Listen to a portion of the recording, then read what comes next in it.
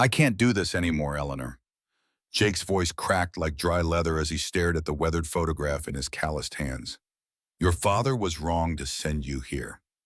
Eleanor Morrison's chin lifted defiantly, her green eyes blazing in the lamplight of the rundown ranch kitchen. And where exactly am I supposed to go, Mr. Callahan? Back east to marry a man who sees me as nothing more than a business transaction? The silence stretched between them like a loaded gun, heavy with unspoken truths and dangerous possibilities. Outside, the Wyoming wind howled through the broken fence posts, carrying with it the scent of rain and something that felt dangerously close to hope. Before we embark on this incredible journey together, I have a small, heartfelt favor to ask. Please subscribe to my channel, give this video a thumbs up. It costs you nothing but means the world to me. And let me know in the comments which beautiful corner of the world you're watching from. Your support truly makes all the difference. Jake's weathered face hardened, the same expression he'd worn for 3 long years since tragedy had ripped his world apart. This ranch is dying, just like everything else I touch. You deserve better than a broken man and his broken dreams. But Eleanor stepped closer, her silk Eastern dress incongruous against the rough-hewn walls and dust-covered furniture. What if I told you I didn't come here looking for better? What if I told you I came here running from something far worse? The photograph slipped from Jake's fingers, floating to the floor like a fallen leaf. In that moment, neither of them knew that this conversation would determine not just their fates, but whether 2 shattered souls could find healing in the vast, unforgiving landscape of the American frontier. This is the story of how a heartbroken father who had given up on life found salvation in the most unexpected place, and how a desperate woman fleeing her past discovered that sometimes the most dangerous journey is the one that leads you home.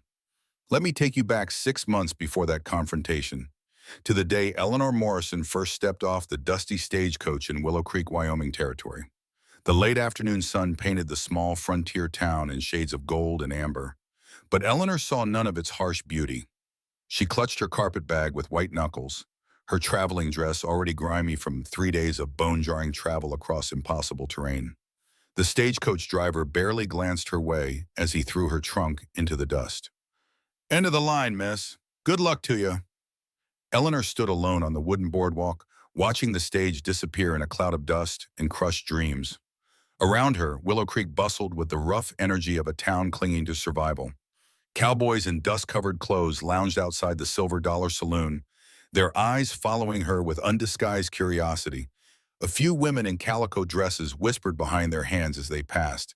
She was a long way from Boston. "Miss Morrison?" A gravelly voice made her turn. The man approaching her looked like he'd been carved from the same unforgiving landscape as the surrounding mountains. Sheriff Tom Bradley was past 50, with silver threading through his dark hair and lines around his eyes that spoke of too many hard decisions. But his smile was genuine, and Eleanor felt some of her tension ease. "Sheriff Bradley, I presume. My father wrote that you'd meet me." "That I did, miss, though I have to say you're not quite what Jake was expecting." His eyes twinkled with something that might have been mischief. "Come on, let's get you settled before the sun goes down. This country's got no mercy for folks caught out after dark." As they walked toward his wagon, Eleanor couldn't help but notice how people stepped aside for the sheriff. He commanded respect without demanding it, something her father back in Boston had never managed despite all his money and social position. "Tell me about Mr. Callahan," she said as they loaded her belongings. "My father's letters were sparse on details." Sheriff Bradley's expression grew somber. "Jake's a good man, miss, one of the best I've known.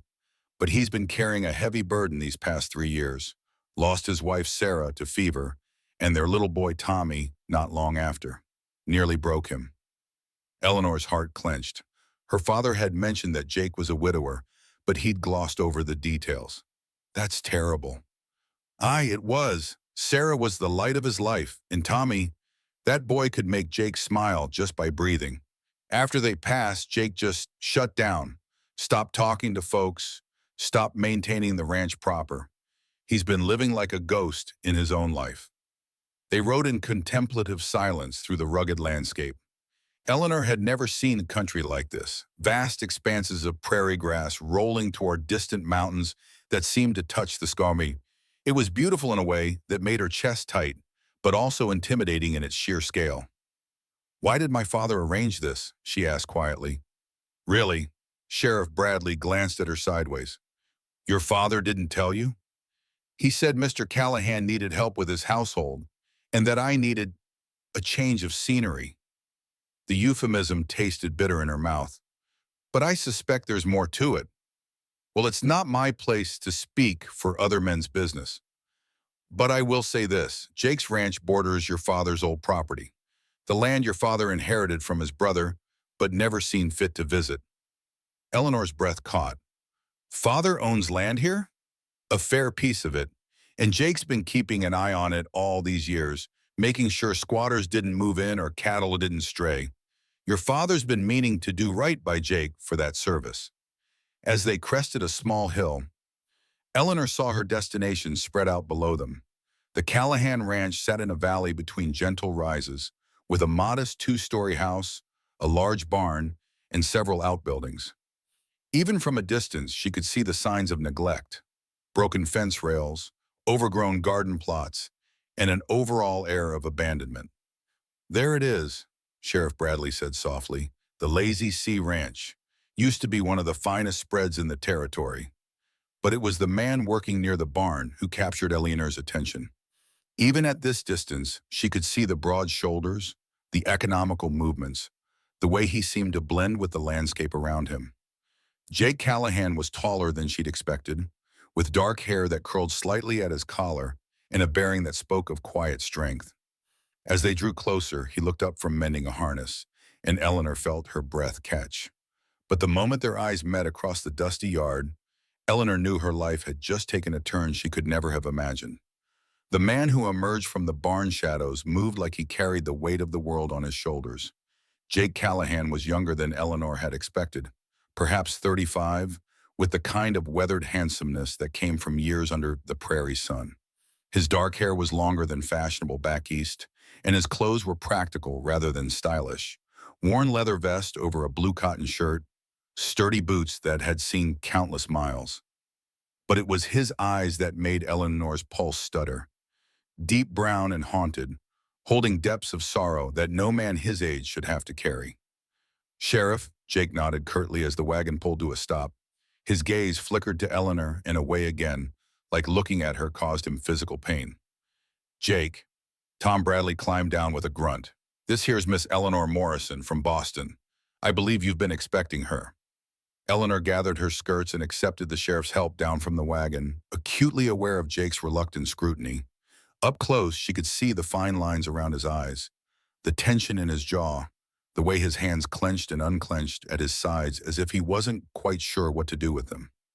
"Miss Morrison," his voice was rough from disuse, barely above a whisper. "Your father's letters. They said you needed a position." "Yes, Mr. Callahan. I understand you require assistance with household management." Eleanor kept her voice steady, professional, though something about this man's obvious pain made her want to reach out to him. Jake's laugh was bitter, hollow. "Household management, that's one way to put it." He gestured vaguely at the house behind him. "As you can see, there's not much to manage these days." Sheriff Bradley cleared his throat pointedly. "Well, I'll leave you two to get acquainted. Jake, you take care of Miss Morrison here. She's had a long journey." "Wait," Eleanor started, but the sheriff was already climbing back onto his wagon. "I'll check on you folks in a few days," he called over his shoulder, and then he was gone, leaving Eleanor alone with a man who looked like he'd rather be anywhere else in the world. An uncomfortable silence stretched between them. Eleanor studied the ranch with fresh eyes, noting details she'd missed from a distance. The house itself was solidly built, with a wide front porch and good bones, but the paint was peeling and several shutters hung askew. The garden that should have been flourishing in the late summer heat was overgrown with weeds. Everywhere she looked, she saw evidence of a man who had simply stopped caring. "I should show you to your room," Jake said finally, his voice devoid of warmth or welcome. Eleanor followed him up the front steps, noting how he avoided looking directly at her. The interior of the house was clean but Spartan, with dust motes dancing in the afternoon sunlight that streamed through uncurtained windows. The furniture was handmade but well crafted, and Eleanor could see traces of a woman's touch in the embroidered cushions and carefully arranged books. This was, Jake's voice caught. He cleared his throat and tried again. This was my wife's domain. I haven't changed much since. I understand, Eleanor said softly. You don't need to explain. He led her upstairs to a small but comfortable bedroom with a window that looked out over the valley. Her trunk sat at the foot of the bed, and Eleanor wondered when he'd had time to bring it up. There's a wash basin and pitcher on the stand. Well, water's good for drinking. Suppers, well, I usually just eat whatever's handy. Jake hovered in the doorway like he couldn't decide whether to stay or flee. Mr. Callahan? Eleanor turned to face him directly. May I ask you a question? His jaw tightened. Suppose. Why did you agree to let me come here, really? For a moment, she thought he wouldn't answer. Then his shoulders sagged slightly, and she caught a glimpse of the bone-deep exhaustion he'd been hiding. Your father owns the land that borders mine to the east. Good grazing land, water rights that matter in dry years. He wrote and said if I helped out his daughter for a while, he might consider selling it to me at a fair price. Jake's voice was flat, matter-of-fact. I need that land if this ranch is going to survive another winter. Eleanor felt heat rise in her cheeks, so she was nothing more than a business transaction, a means to an end. It shouldn't have hurt. She'd known her father was up to something, but somehow it did. I see, she managed. Well then, we both know where we stand. Something flickered in Jake's eyes. Regret, perhaps, or guilt. Miss Morrison, I didn't mean to... It's quite all right, Mr. Callahan. I prefer honesty to pretty lies. Eleanor lifted her chin with a dignity that would have made her Boston finishing school teachers proud. I assume you'll want me to earn my keep. What exactly do you need me to do? Jake studied her for a long moment, taking in her travel-stained silk dress, her soft hands, her upright posture that screamed city breeding. Can you cook? I can learn. Clean. I'm not afraid of work. This isn't Boston, Miss Morrison. Out here, if you can't pull your weight, you don't survive. Eleanor met his challenging gaze without flinching. Then I suppose I'd better learn quickly, hadn't I? For the first time since she'd arrived, something that might have been respect flickered in Jake's brown eyes. Supper's at sundown, he said gruffly. Don't expect anything fancy. As his footsteps faded down the hallway, Eleanor sank onto the narrow bed and finally allowed herself to acknowledge the magnitude of what she'd gotten herself into. But she'd made her choice when she'd fled Boston, and she'd see it through no matter how unwelcoming her host might be. What Eleanor discovered in Jake Callahan's kitchen the next morning would have sent her Boston friends into fits of hysteria. The room that should have been the heart of the home looked like a battlefield where domesticity had suffered a crushing defeat. Dirty dishes were stacked haphazardly in a wash basin filled with murky water. Empty cans and food scraps cluttered every surface, and a thick layer of grease coated the cast-iron stove. The smell of rancid bacon fat and something that might once have been bread hung in the air like a challenge. Eleanor rolled up her sleeves and surveyed the damage with the same strategic mind that had helped her navigate Boston's treacherous social waters. If Jake Callahan thought her soft Eastern ways would crumble at the first sign of real work, he was about to learn otherwise. She'd been heating water for an hour when Jake appeared in the doorway, coffee cup in hand, looking like he'd slept in his clothes. His dark hair stuck up at odd angles, and there was a vulnerability to him in the morning light that made Eleanor's chest tighten unexpectedly. You don't have to, he started. Yes, I do. Eleanor didn't look up from scrubbing a particularly stubborn pan. This is what you're paying me for, isn't it? Jake leaned against the doorframe, watching her work with an unreadable expression. Most ladies I know would have taken here to one look at this mess and headed back to town. I'm not most ladies. Eleanor finally turned to face him, noting how his gaze immediately shifted away from hers. Besides, I suspect your wife would be horrified to see her kitchen in this state. The words were out before she could stop them, and she immediately regretted her bluntness. Jake's face went white, then darkened with something dangerous. You don't know anything about my wife, he said quietly, but there was steel beneath the words. You're right, I don't. Eleanor met his anger with calm determination.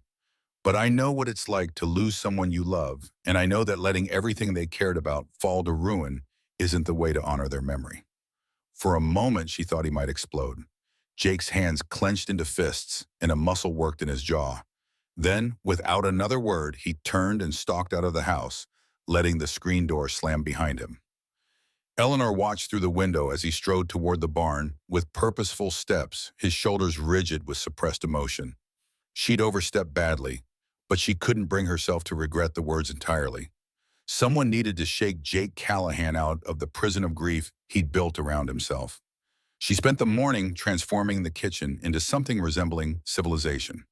By noon, the dishes were clean and put away, the surfaces scrubbed until they gleamed, and she'd managed to coax the temperamental stove into producing something that smelled remarkably like actual bread. Jake returned as she was setting the table for lunch, his hair damp with sweat and his shirt sticking to his broad shoulders. He stopped short when he saw the transformed room, his eyes widening slightly. "How did you—" "Hard work and determination," Eleanor replied matter-of-factly, ladling stew into bowls. "Sit down before it gets cold." Jake hesitated, then slowly took his place at the head of the scarred wooden table. Eleanor served him first, noting how his hands shook slightly as he picked up his spoon. When was the last time someone had cooked a real meal for him? They ate in silence for several minutes, the only sounds the clink of spoons against bowls and the distant lowing of cattle. Finally, Jake cleared his throat. "This is—" He paused, struggling with words. "This is very good. Thank you." Eleanor felt an unexpected warmth spread through her. "You're welcome.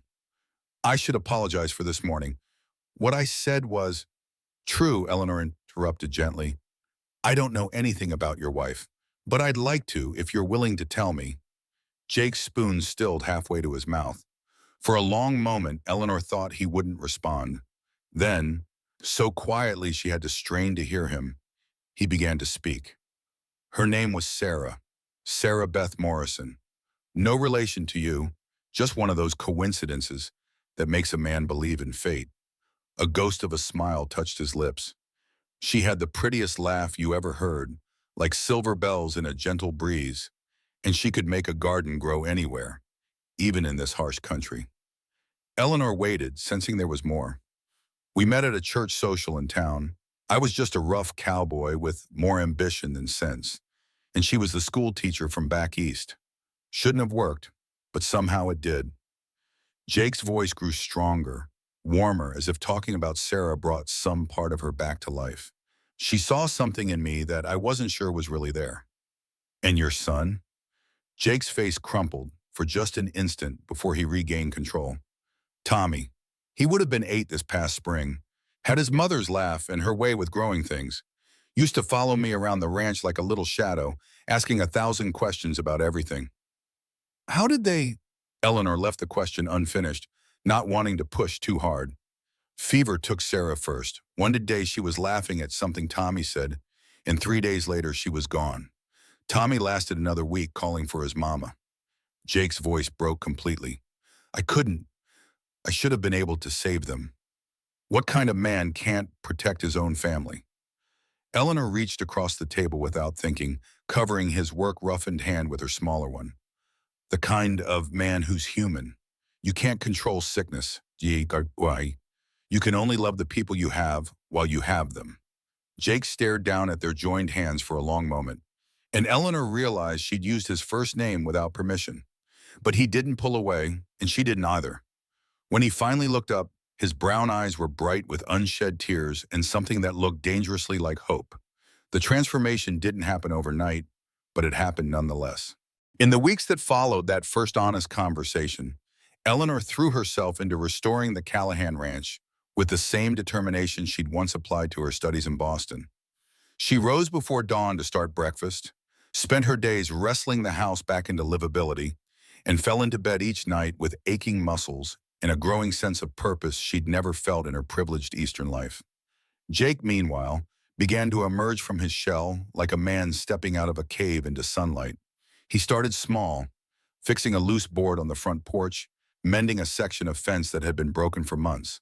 But gradually, Eleanor noticed him taking more interest in the day-to-day operations of the ranch. The south pasture fence needs work, he mentioned over breakfast one morning, his voice carrying more energy than she'd heard since her arrival. Eleanor looked up from her eggs, noting the subtle change in his posture. He was sitting straight at her, making eye contact more often. Would you like me to help? Jake paused with his coffee cup halfway to his lips. You know anything about fence work? No, but I can learn. Eleanor had discovered that those 4 words were becoming her motto. I'm stronger than I look. Something that might have been amusement flickered in Jake's eyes. I believe you are, Miss Morrison. I surely do. They worked side by side in the afternoon heat, Jake patiently showing Eleanor how to stretch wire and secure posts. Her hands, soft from years of city living, quickly blistered and bled, but she didn't complain. There was something deeply satisfying about physical labor, about seeing tangible results from her efforts. Why did you really leave Boston? Jake asked during a water break, his question catching Eleanor off guard. She'd been dreading this conversation, but perhaps it was time for honesty. I was engaged to a man named Reginald Ashworth. Wealthy, well-connected, everything my father wanted in a son-in-law.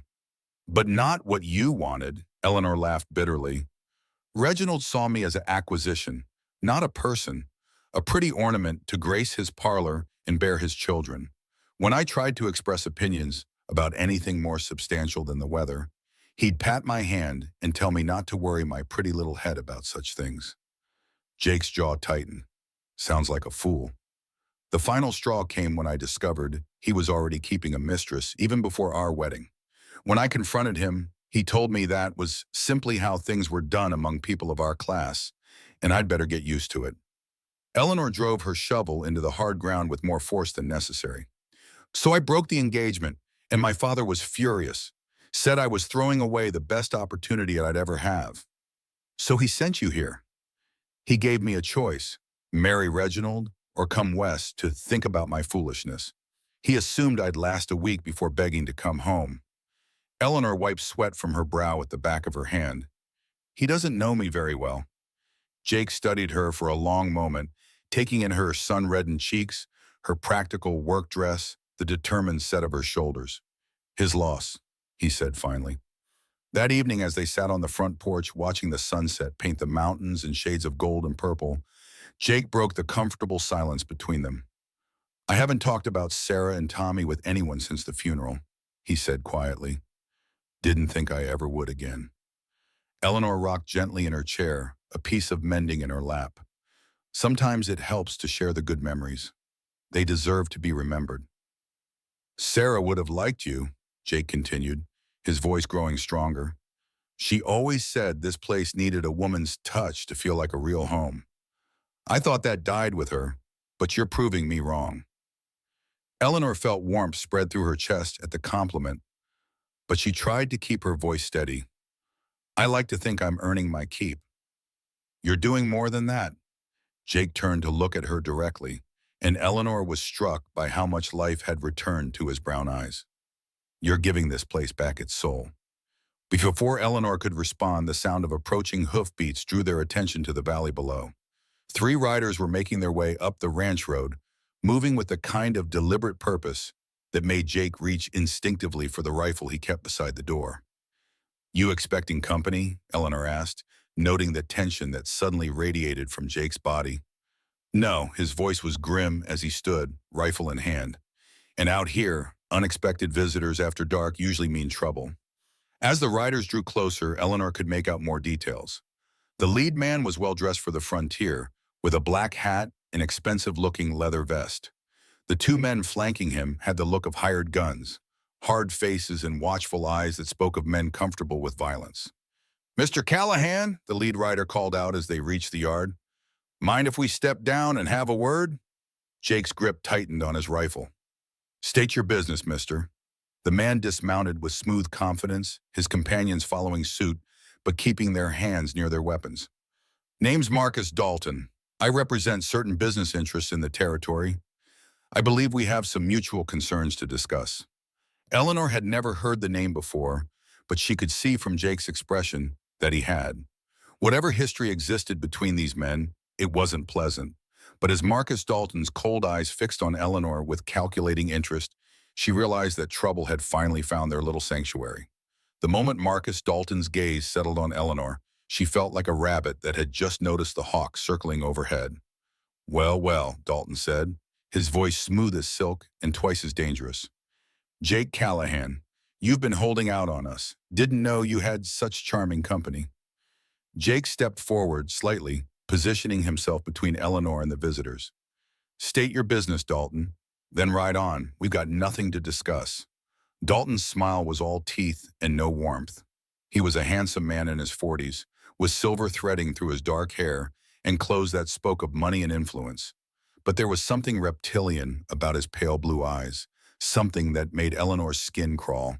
"Now, Jake, is that any way to treat an old friend?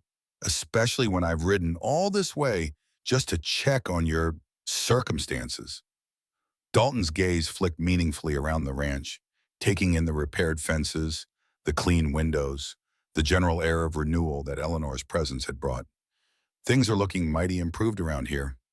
"We're not friends, Dalton. Never were."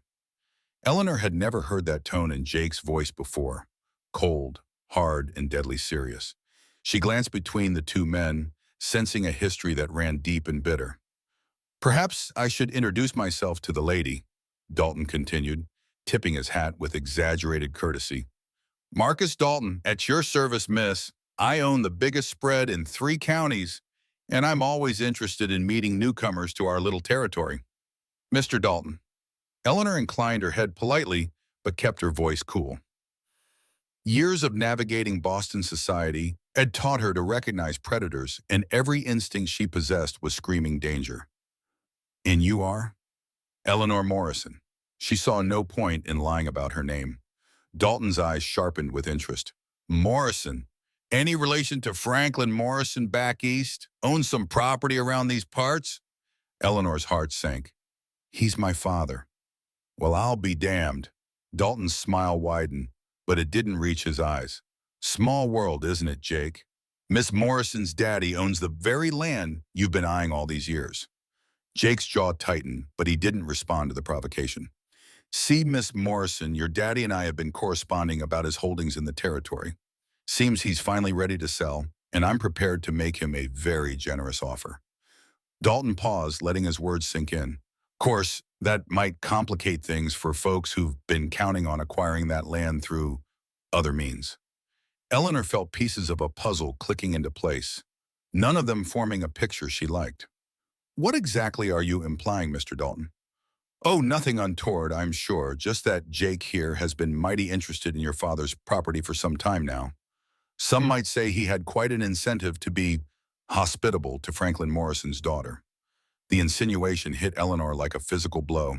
She heard Jake's sharp intake of breath, saw his hands clench around the rifle. "That's enough, Dalton," Jake said quietly, but there was pure steel in his voice. "Is this it, though?" Dalton's voice took on a tone of false concern. "Miss Morrison, surely a refined lady like yourself, realizes that frontier men can be quite opportunistic when it comes to business dealings. A pretty face, a lonely rancher, a desperate need for land. It's an old story out here." Eleanor felt heat rise in her cheeks, partly from anger and partly from the terrible doubt that Dalton's words were stirring. Was that really all she was to Jake? A means to an end? "Get off my land," Jake said, his voice low and dangerous. Now, no need for hostility. "I'm just here to make Miss Morrison aware of all her options." Dalton turned back to Eleanor with that predatory smile. "You see, your daddy's land is valuable, but it's even more valuable when combined with adjacent properties. I'm prepared to offer you something Jake here never could, a real future, with a man who can give you the kind of life you are accustomed to. I'm not for sale, my Mr. Dalton. Everyone's for sale, Miss Morrison. It's just a matter of price." Dalton's eyes glittered with avarice. "Think about it. What kind of life can Jake offer you?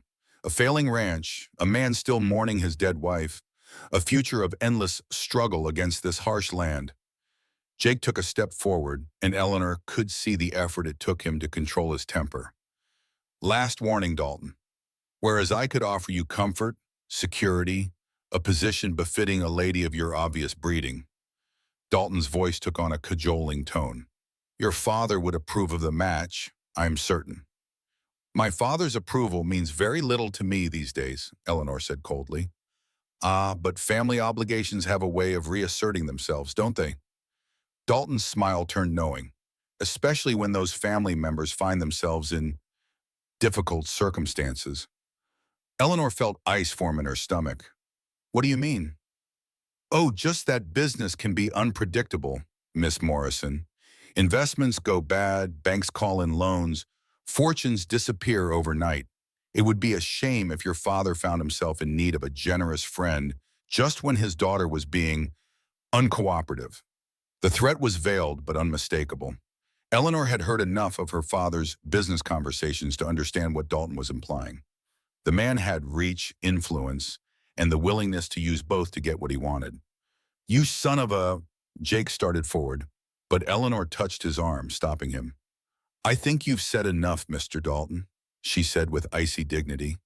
I suggest you leave now before you say something you might regret. Dalton chuckled, apparently amused by her defiance. Spirit, I like that in a woman. Makes things more interesting. He remounted his horse with fluid grace. I'll give you some time to consider my offer, Miss Morrison. But don't take too long. Opportunities like this don't last forever. As the three riders disappeared into the gathering darkness, Eleanor felt the weight of their presence lingering like a stain on the evening air. But it was the look of doubt and betrayal in Jake's eyes that cut her deeper than any of Dalton's threats. The silence between Eleanor and Jake stretched taut as a bowstring after Dalton's departure. Jake stood motionless on the porch, his rifle still clenched in white-knuckled hands, staring into the darkness where the riders had vanished. Eleanor could practically hear the wheels turning in his mind, could see him replaying every moment of their time together through the lens of Dalton's poisonous suggestions. Jake, she began, is it true? His voice was hoarse, broken. What he implied about your father's land, about why you're really here. Eleanor's heart clenched at the pain in his voice. Which part? Any of it, all of it. Jake finally turned to look at her, and the raw vulnerability in his brown eyes nearly undid her. Did your father send you here as some kind of business arrangement? Are you, he swallowed hard, are you working with him to manipulate me? Jake, no, I swear to you, I had no idea about any agreement regarding the land until Sheriff Bradley mentioned it, and even then I didn't understand the full scope of it. Eleanor stepped closer, desperate to make him believe her. My father sent me here to get me away from Boston, away from the scandals of my broken engagement. Whatever business he's conducting with you or Dalton, I'm not part of it. Jake searched her face in the lamplight, spilling from the house, looking for any sign of deception. But you knew about the land, about why I agreed to let you come here. I suspected my father had ulterior motives. He always does. Eleanor's voice turned bitter. But I thought it was about punishing me, teaching me a lesson about defying him. I never imagined he was using me as bait in some larger scheme. Bait, Jake laughed, but there was no humor in it. That's what Dalton thinks you are, and maybe he's right. The accusation stung, but Eleanor forced herself to remain calm. Is that what you think? That I've been deceiving you all this time? Jake was quiet for so long that Eleanor began to fear the worst. Then slowly his shoulders sagged in defeat. No, he said quietly. No, I don't think that. The woman who's been scrubbing my floors and mending my fences and bringing this place back to life, that woman couldn't be faking the kind of dedication I've seen. Relief flooded through Eleanor, so intense it left her lightheaded. Thank you for that. But it doesn't change the facts, does it? Jake set his rifle aside and sank into one of the porch chairs like a man carrying an impossible weight. Your father owns land I need. Dalton wants both your father's land and mine. And you're caught in the middle of a fight that started long before you arrived. Eleanor took the chair beside him, studying his profile in the moonlight. Tell me about Dalton. What's between you two? Jake was quiet for so long that Eleanor thought he wouldn't answer. When he finally spoke, his voice was heavy with old pain. Marcus Dalton killed my brother. The simple statement hit Eleanor like a physical blow. What?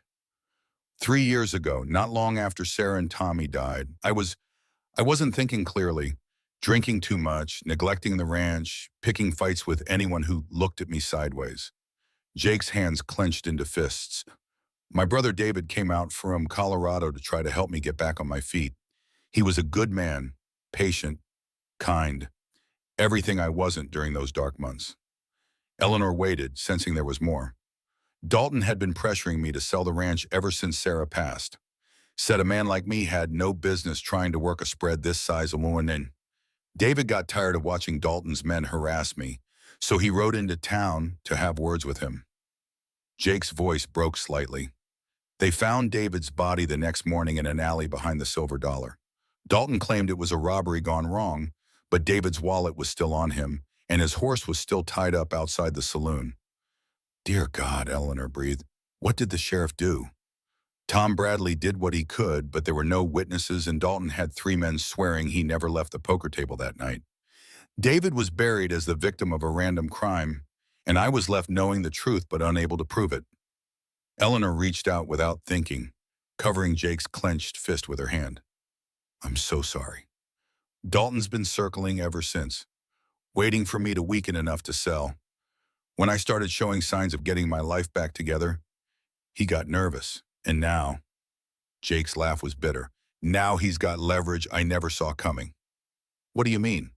Jake looked at her directly, and Eleanor saw fear in his eyes. Not for himself, but for her.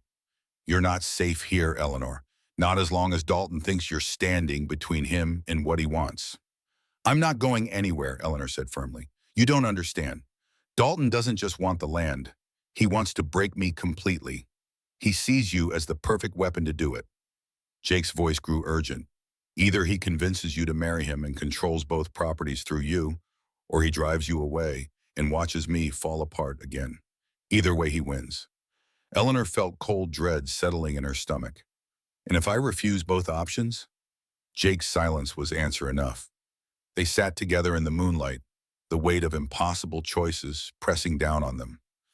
Eleanor thought about her comfortable life in Boston, about the safety and security she'd abandoned for this harsh, beautiful land. She thought about her father's machinations, about Dalton's threats, about the dangerous game she'd stumbled into without understanding the rules. But mostly she thought about the man sitting beside her, broken, brave Jake Callahan, who'd lost everything once and was terrified of losing what little he'd managed to rebuild. There has to be another way, she said finally. If there is, I can't see it. Jake stood abruptly, exhaustion written in every line of his body. I'm sorry, Eleanor. Sorry you got dragged into this mess. Sorry your father used you as a pawn. Sorry I couldn't protect you from Dalton's attention. Eleanor rose as well, her mind racing through possibilities. Jake, wait. But he was already walking toward the door, his shoulders bowed with defeat. Get some sleep, he said without turning around.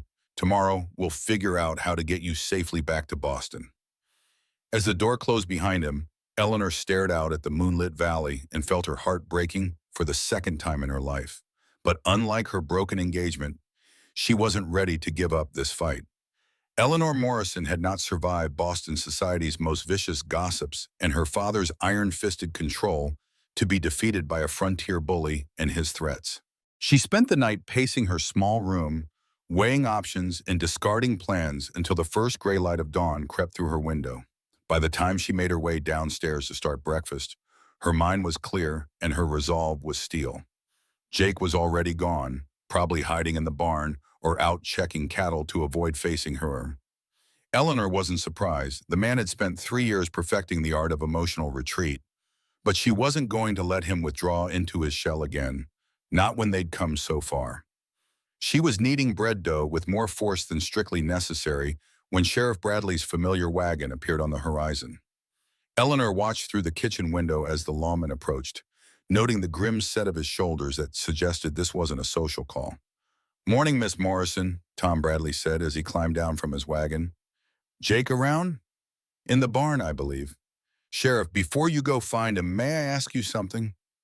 Bradley studied her face, taking in the determined set of her jaw and the fire in her green eyes. Suppose you can ask. Can't promise I'll answer. Marcus Dalton, what kind of man are we really dealing with? The sheriff's expression darkened. The dangerous kind, rich enough to buy influence, smart enough to stay just on the legal side of things, and ruthless enough to eliminate problems that get in his way. You know he killed Jake's brother. It wasn't the best question, and Bradley didn't treat it as one. Knowing and proving are two different things, miss. I've been wearing this badge for 15 years, and I've learned to pick my battles carefully. But you believe Jake. I believe David Callahan didn't die in any random robbery. Bradley's voice carried the weight of old frustration. But believing something and being able to act on it are two different things entirely. Eleanor nodded, understanding more than she wished she did. What brings you out here this morning? Got word from town that Daltons have been asking questions about you, your background, your family connections, how long you're planning to stay. Bradley's eyes were serious. Also heard he sent a telegram east yesterday. Might be nothing, but you don't think so? No, miss, I don't. Dalton's not the type to waste money on telegrams unless he's got a specific purpose in mind. Before Eleanor could respond, Jake emerged from the barn, his face carefully neutral as he approached them. But Eleanor could see the tension in his shoulders, the way his eyes immediately sought hers before skittering away. Tom, Jake nodded to the sheriff. What brings you out? Same thing I just told Miss Morrison. Dalton's been busy since his visit last night. I thought you should know. Jake's jaw tightened. What kind of busy? The kind that suggests he's not taking no for an answer. Bradley glanced between Jake and Eleanor, clearly sensing the tension between them. You two have a falling out? We've come to some realizations about the situation, Eleanor said carefully. What kind of realizations? Jake answered before Eleanor could speak. The kind that make it clear Eleanor needs to be on the next stage back to Boston. Like hell, Eleanor snapped, her carefully maintained composure finally cracking. I am not running away from that man. Eleanor, no, Jake, I've spent my whole life being moved around like a chess piece by men who think they know what's best for me. I'm done with that. Eleanor turned to face both men, her chin lifted with familiar defiance. I'm staying, and I'm fighting. Miss Morrison, Sheriff Bradley said gently, this isn't Boston society. Dalton plays by different rules out here. Then maybe it's time someone changed the rules. Eleanor's voice was calm, but there was steel beneath the silk. Sheriff, what would it take to bring Dalton to justice for David Callahan's murder? Evidence, witnesses, something more than suspicion and circumstantial. Bradley stopped, studying Eleanor's face. Why, what are you thinking? I'm thinking that a man who's gotten away with murder once might be careless enough to reveal himself if he's sufficiently provoked. Jake stepped forward, alarm clear in his voice. Eleanor, no. Whatever you're planning, it's too dangerous. More dangerous than letting him continue to terrorize this territory? More dangerous than running away and leaving him free to destroy the next person who stands in his way? Eleanor looked between the two men, seeing doubt and fear in their faces. She understood their caution, but she also understood something they didn't. She'd been playing games with dangerous men her entire life. Gentlemen, I appreciate your concern, but I have advantages neither of you possess. I'm an educated Eastern woman with family connections and social graces. Dalton sees me as a potential prize to be won, not a threat to be eliminated. Yet, Jake said grimly. Yet, Eleanor agreed, which gives us a window of opportunity. Sheriff Bradley rubbed his jaw thoughtfully. What exactly are you proposing? I'm proposing we give Marcus Dalton exactly what he thinks he wants. Access to me and through me to my father's business dealings. Let him believe he's winning. Jake went pale. You want to encourage him? I want to get close enough to him to learn his secrets. Men like Dalton can't help but boast about their cleverness, especially when they think they have an appreciative audience. Eleanor's smile was sharp as a blade. You'd be amazed what men will confess to when they're trying to impress a woman.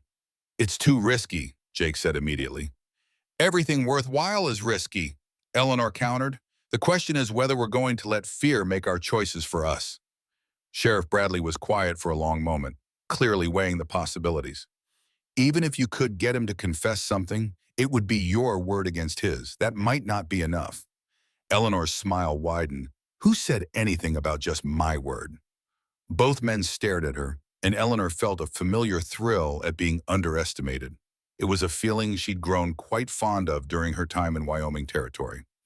"Gentlemen," she said sweetly, "I think it's time you learned what a proper Boston education can teach a woman about the art of war." What Eleanor proposed over breakfast that morning would have been considered scandalous in Boston drawing rooms and potentially fatal on the Wyoming frontier. "You want to spy on Dalton," Jake said flatly, pushing eggs around his plate without eating them. "I want to gather evidence," Eleanor corrected. "There's a difference, there's some." Sheriff Bradley leaned back in his chair, studying Eleanor with new respect. "And how exactly do you propose to do that without getting yourself killed?" Eleanor had spent the sleepless hours before dawn working out the details, and she was ready for their questions. "Dalton sees me as a potential asset, both financially through my father's connections and personally as a trophy wife. I encourage that perception while gathering information about his business dealings." "You're talking about playing with a rattlesnake," Jake said, his voice tight with worry. "I'm talking about using the advantages I have instead of being paralyzed by fear." Eleanor met his concerned gaze steadily. "Jake, I've been navigating dangerous men since I was 16 years old. Boston society is full of predators who smile while they destroy you. At least Dalton is honest about his nature." "This isn't a parlor game, Eleanor." "No, it's not. It's war. And in war, you use every weapon at your disposal." Eleanor turned to Sheriff Bradley. "What would you need to build a case against Dalton?" Bradley considered the question seriously. "Financial records showing illegal activities, witness testimony placing him at the scene of crimes, correspondence proving conspiracy or intent." He paused. "The kind of evidence that's usually locked away in private safes and known only to the criminals themselves." "The kind of evidence a trusted associate might have access to," Eleanor mused. "Eleanor, this is madness," Jake said, but there was less conviction in his voice now. "Is it? Or is it the first real chance we've had to stop him?" Eleanor leaned forward, her voice growing urgent. "Think about it, Jake. How many other families has he destroyed? How many other David Callahans are buried in unmarked graves? How many more ranchers will lose their land to his schemes?" Jake fell silent, and Eleanor could see the war playing out on his face, fear for her safety battling against his desire for justice. Sheriff Bradley cleared his throat. "Even if Miss Morrison could get close to Dalton, how would she gather evidence without raising suspicion?" Eleanor smiled, and for the first time since arriving in Wyoming, she felt like she was operating in familiar territory. "Gentlemen, you're thinking like men.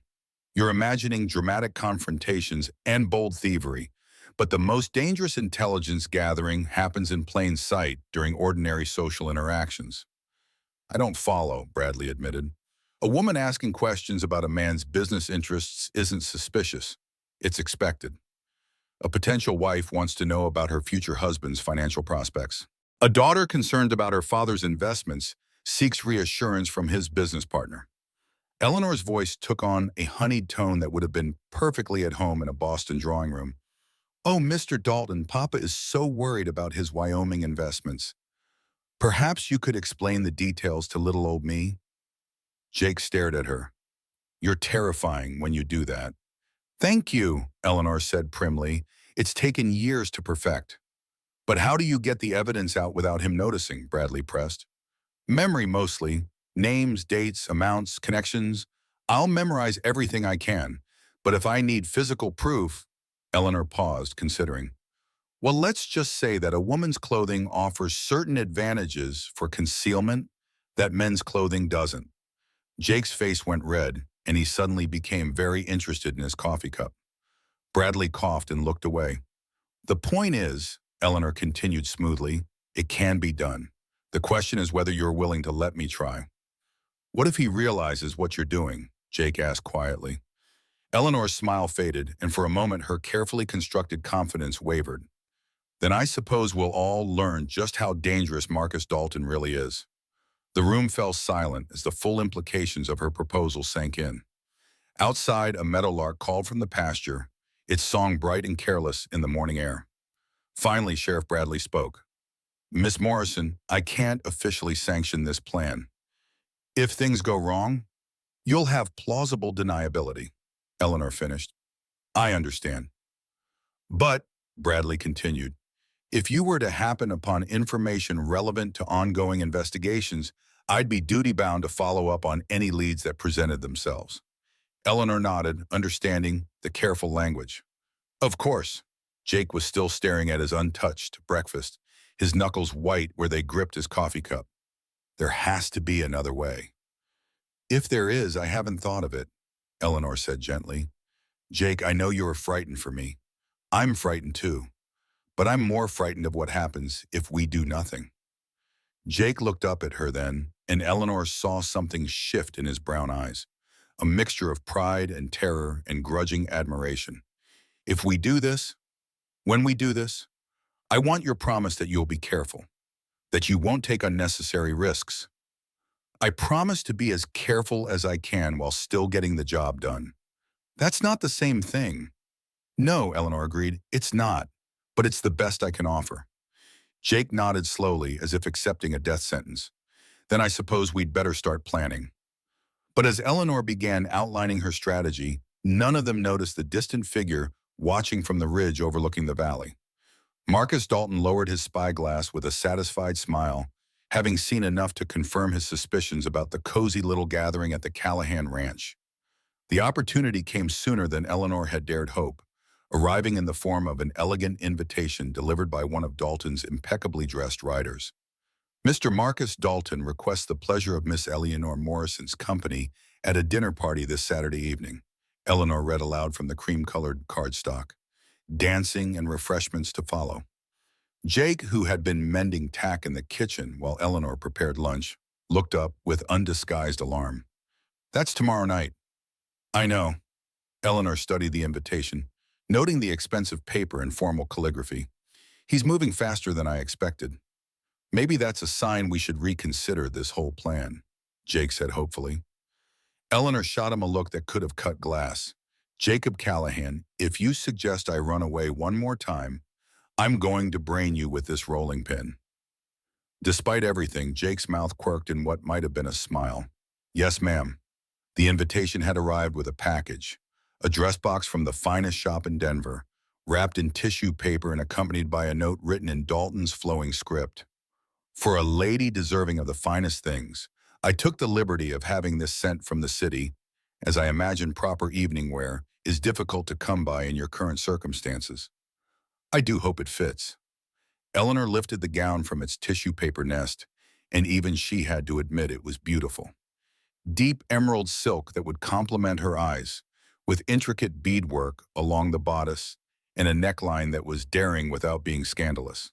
It was exactly the sort of dress she would have worn to important social functions back in Boston. He certainly knows how to make an impression, she murmured. Jake's expression darkened as he took in the expensive gown. He's trying to buy you. Of course he is. Men like Dalton believe everything has a price. Eleanor held the dress up to herself, noting how the color made her complexion glow. The question is whether he's smart enough to realize that some things can't be purchased. Eleanor, Jake's voice was strained. Seeing you in that dress, at his party, letting him believe he might actually have a chance with you, I don't know if I can... What? Eleanor turned to face him fully. What can't you do? Jake struggled with words for a moment, his hands clenching and unclenching at his sides. I can't stand the thought of him touching you, dancing with you, thinking he has the right to court you. The raw honesty in his voice made Eleanor's breath catch. Jake, I know I have no claim on you, he continued hurriedly. I know I'm just a broken-down rancher with nothing to offer a woman like you. But the thought of Dalton putting his hands on you, of him believing he's won something that belongs to... Jake stopped abruptly, his face flushing with embarrassment. That belongs to who? Eleanor asked softly. Jake looked away, unable to meet her eyes. Forget I said anything. It's not my place. Eleanor set the dress aside and crossed to where Jake sat, his shoulders tense with suppressed emotion. Without overthinking it, she reached out and cupped his face in her hands, forcing him to look at her. Jacob Callahan, she said firmly, you listen to me. I am not going to Marcus Dalton's party because I want to be there. I'm going because it's necessary. But when I dance with him, when I smile and laugh at his jokes, when I let him believe he's charming me, every moment I'll be thinking about the man I left at home. Jake's eyes widened slightly. Eleanor, when this is over, when Dalton is in custody and the threat is ended, we'll have other conversations. Important ones. But right now, I need you to trust me enough to let me do what needs to be done. Jake covered her hands with his own, his calloused palms warm against her skin. I do trust you. It's him I don't trust. Then help me prepare. Tell me everything you know about Dalton's house, his habits, his associates. Give me the tools I need to succeed. Jake nodded slowly, and Eleanor could see him pushing his personal fears aside to focus on the mission.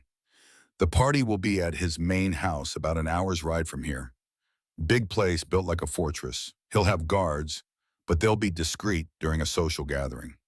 How many guests? 20, maybe 30. He likes to show off his wealth and influence. There'll be other ranchers, businessmen from town, maybe a politician or two if any are visiting the territory. Eleanor nodded, filing away the information. And his private study? Where would he keep important documents? Second floor, northwest corner. Big oak desk, wall safe behind a painting of some European castle. Jake's expression was grim. How do you know about that? Lucky guess. Men like Dalton are predictable in their vanity. Eleanor smiled, but there was no warmth in it. They always keep their most precious secrets close at hand, where they can gloat over them privately. Eleanor, promise me you won't try to access that study during the party. If he catches you, I'll be careful, she said, which wasn't exactly a promise, but was the best she could offer. Jake studied her face for a long moment, clearly wanting to argue further. Instead, he sighed and pulled her hands away from his face, though he didn't immediately release them. There's something else you should know, he said quietly. Sheriff Bradley stopped by while you were in town this morning. He had news. Eleanor felt ice form in her stomach. What kind of news? Your father received a telegram yesterday from Marcus Dalton. Eleanor closed her eyes, already knowing she wasn't going to like what came next. And? Dalton informed your father that you've been living in compromising circumstances with an unmarried man. He suggested that your reputation, and by extension, your father's business interests, might suffer if the situation continues. Eleanor's eyes snapped open, fury blazing in their green depths. That manipulative snake. There's more. Dalton also mentioned that he's prepared to offer you honorable marriage to resolve the situation, pending your father's approval and the completion of certain business arrangements. He's trying to force my father's hand, Eleanor breathed. Make him choose between my reputation and his business dealings with you. It's a smart play, Jake admitted grudgingly. He's applying pressure from multiple directions at once. Eleanor stood abruptly, pacing to the window to stare out at the valley she'd come to love. Then we can't afford to wait. Whatever we're going to do, it has to happen tomorrow night. Eleanor, if this goes wrong, a lot of people are going to suffer, Eleanor interrupted. But if we don't try, people are going to suffer anyway. At least this way, we're fighting back. Jake was quiet for a long moment, watching her silhouette against the window. You're the bravest woman I've ever known, he said finally. Eleanor turned back to him, her smile sad but determined. No, Jake, I'm just the most desperate. But as she looked at the emerald dress draped over the chair, Eleanor couldn't shake the feeling that tomorrow night would change everything, one way or another.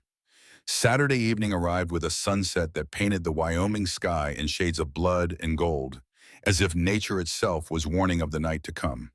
Eleanor stood before the mirror in her bedroom, hardly recognizing the woman staring back at her. The emerald dress fit perfectly, as if it had been made specifically for her body. Her dark hair was swept up in an elegant chignon that exposed the graceful line of her neck, and she'd applied just enough rouge and powder to enhance her natural beauty without appearing artificial. She looked like a lady worthy of Boston's finest ballrooms. She also looked like bait. You don't have to do this, Jake's voice came from the doorway, rough with emotion. Eleanor turned to find him leaning against the frame, dressed in his best clothes, a white shirt she'd pressed for him, dark trousers, and a black vest that emphasized his broad shoulders. He'd shaved and combed his hair, and the result was devastating. For a moment, Eleanor allowed herself to imagine they were preparing for a real social gathering, where the greatest danger would be gossiping tongues and boring conversation. Yes, I do, she said softly. You know I do. Jake stepped into the room, his eyes never leaving her face. You're beautiful, he said simply. Dalton's going to take one look at you and forget about everything else. That's the idea. Jake crossed to her, stopping just close enough that she could smell his soap and the lingering scent of leather that always seemed to cling to him. Eleanor, before you go, there's something I need to say. Jake? No, let me get this out before I lose my courage. Jake's hands clenched at his sides, and Eleanor could see the battle playing out on his face.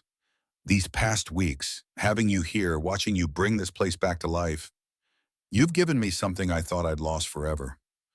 Eleanor's breath caught. What's that? Hope, Jake said simply.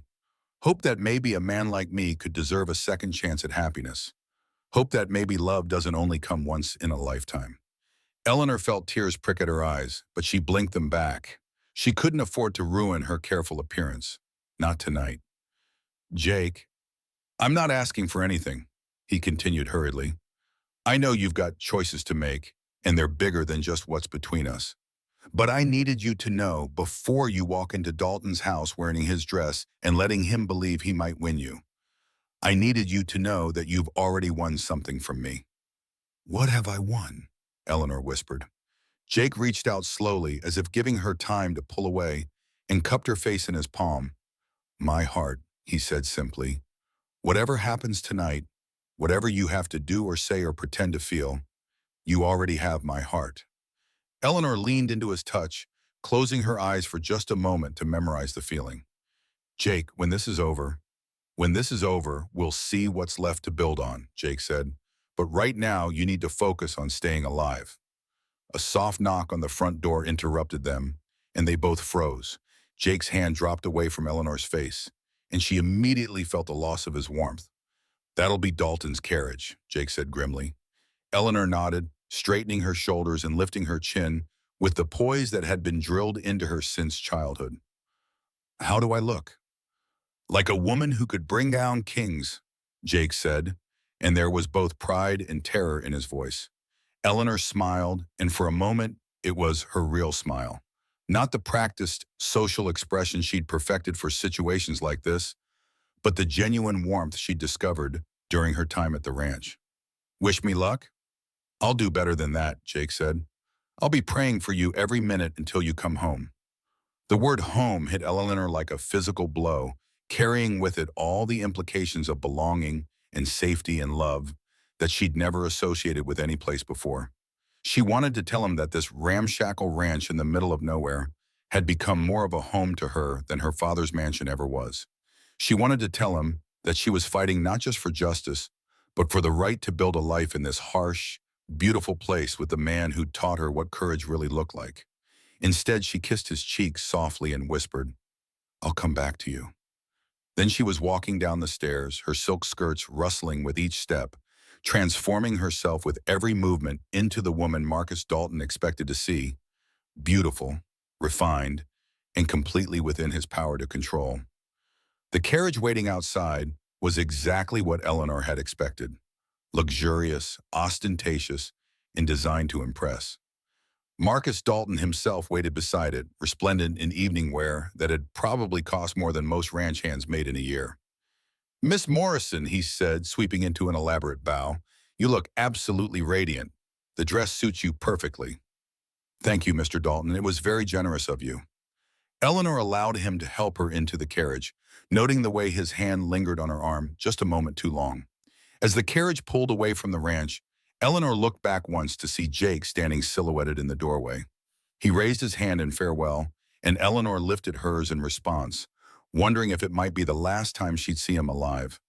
But as Marcus Dalton settled beside her in the carriage and began what would undoubtedly be a long evening of attempted charm, Eleanor Morrison transformed herself into the most dangerous thing she could be, a woman with nothing left to lose and everything to fight for. The Dalton mansion blazed with light against the prairie darkness, and Eleanor felt her resolve crystallize like steel as she stepped from the carriage into what might very well be the most dangerous evening of her life. The next few hours passed in a blur of careful performance and calculated risks. Eleanor danced with Marcus Dalton, laughed at his stories, and allowed him to believe that his charm was gradually wearing down her resistance. All the while, she memorized names, faces, and conversations that revealed the true scope of his criminal empire. The breakthrough came when Dalton, emboldened by wine and what he believed was Eleanor's growing attraction to him, began boasting about his business acumen. You see, my dear Eleanor, success in this territory requires a certain flexibility regarding conventional morality. Sometimes a man must take decisive action to secure his interest. How fascinating, Eleanor murmured, her voice breathy with feigned admiration. You must be so clever to navigate such complex situations. Dalton's chest puffed with pride. Indeed. Why, just last week I completed a transaction that will secure water rights for the next decade. The previous owner was reluctant to sell, but a few well-placed incentives changed his mind remarkably quickly. Eleanor filed away the information while batting her eyelashes appropriately. You make it sound so simple. Experience, my dear. Experience and the wisdom to know when gentle persuasion requires reinforcement. Dalton's smile turned predatory. Much like my courtship of you, your father has been quite receptive to my suggestions about your future. The moment Eleanor had been waiting for arrived when Dalton, confident in his control of the situation, excused himself to attend to business matters, leaving her momentarily alone. Using skills learned from years of navigating hostile social situations, Eleanor slipped away from the party and made her way to Dalton's study. What she discovered there exceeded her wildest hopes. Dalton's arrogance had made him careless. His desk contained correspondence detailing bribes paid to territorial officials, records of intimidation tactics used against rival ranchers, and most damning of all, a letter from one of his men describing David Callahan's death in terms that made it clear the murder had been both premeditated and personally ordered by Dalton. Eleanor was photographing the documents with a small camera she'd concealed in her evening bag when she heard footsteps in the hallway. She barely managed to return everything to its proper place and position herself innocently by the window when Dalton entered. Eleanor, what are you doing here? His voice carried a dangerous edge she hadn't heard before. Eleanor turned with her most brilliant smile. Oh, Marcus, I was looking for the powder room and I'm afraid I got lost. Your house is so grand. I feel like a mouse in a palace. Dalton studied her for a long moment, and Eleanor held her breath, wondering if her performance had been convincing enough. Then his expression softened, ego winning out over suspicion. My dear girl, you shouldn't wander alone. There are areas of the house that aren't suitable for a lady. He offered his arm with gallant courtesy. Allow me to escort you back to the party. The rest of the evening passed without incident, though Eleanor was acutely aware of Dalton's increasing possessiveness. When he finally announced it was time to return her home, his intentions were unmistakable. Eleanor, he said as the carriage approached the Callahan ranch, I hope this evening it has helped you see the advantages of accepting my protection. Your current situation is precarious. A lady of your breeding deserves so much more than what that broken cowboy can provide. Eleanor looked out at the modest ranch house, its windows glowing warmly in the darkness, and felt her heart swell with love for everything it represented. You're right, Marcus. I do deserve better. Dalton's smile was triumphant. Then you'll consider my proposal? I'll certainly give it the consideration it deserves, Eleanor said, her voice carefully neutral. Jake was waiting on the porch when the carriage arrived, his rifle conspicuously in hand. Dalton's expression darkened as he helped Eleanor down. Callahan, he said curtly. Dalton. Jake's voice was flat, dangerous. Eleanor, are you all right? Perfectly fine, Eleanor assured him, though she could see the tension in every line of his body. Dalton lingered longer than necessary, clearly reluctant to leave Eleanor in Jake's care. My dear, I'll call on you tomorrow to continue our discussion. Of course, Eleanor said sweetly. I'll look forward to it. Only after the carriage had disappeared into the darkness did Eleanor allow her carefully constructed composure to crumble. Jake was beside her in an instant, his arms coming around her as she sagged against him. Did you get what you needed? He asked quietly. More than I dared hope for, Eleanor whispered against his chest. Enough to hang him twice over. The next morning brought Sheriff Bradley and a contingent of territorial marshals to arrest Marcus Dalton on charges of murder, conspiracy, and extortion. The evidence Eleanor had gathered was devastating, corroborated by testimony from other victims who finally felt safe enough to speak out. Dalton's empire crumbled swiftly once the truth was revealed. His political connections abandoned him. His hired guns fled the territory, and his vast holdings were seized to compensate his victims. But for Eleanor, the real victory came 3 months later, when she stood in the little church in Willow Creek wearing a simple white dress and promising to love, honor, and cherish Jacob Callahan for all the days of her life. You know, Jake said as they danced their first dance as husband and wife in the barn he'd decorated with wildflowers and lanterns, when your father sent you here, I don't think this was what he had in mind. Eleanor laughed, the sound bright with joy and freedom. No, I rather think he expected me to come crawling back to Boston within a week. His loss, Jake murmured against her ear. My gain. Our gain, Eleanor corrected, looking around at the friends and neighbors who had become their chosen family. This land, this life, this love, it belongs to both of us now. And as the sun set over the Wyoming territory, painting the sky in shades of gold and promise, Eleanor Morrison Callahan knew she was finally, truly home. Sometimes the most dangerous journeys lead us exactly where we need to be. Not to the safety we thought we wanted, but to the love we never knew we needed. In the end, Eleanor learned that courage isn't the absence of fear, but the willingness to fight for what matters most, even when the odds seem impossible. And if you've stayed with me through this journey, I want to thank you from the bottom of my heart. Your time is precious, and you chose to spend it with Eleanor in Jake's story. If this tale of love, courage, and second chances touched your heart, I'd be grateful if you'd share it with someone who might need to hear that sometimes the most broken places can become the most beautiful homes. Until our next adventure together, may you find your own courage to fight for the love you deserve.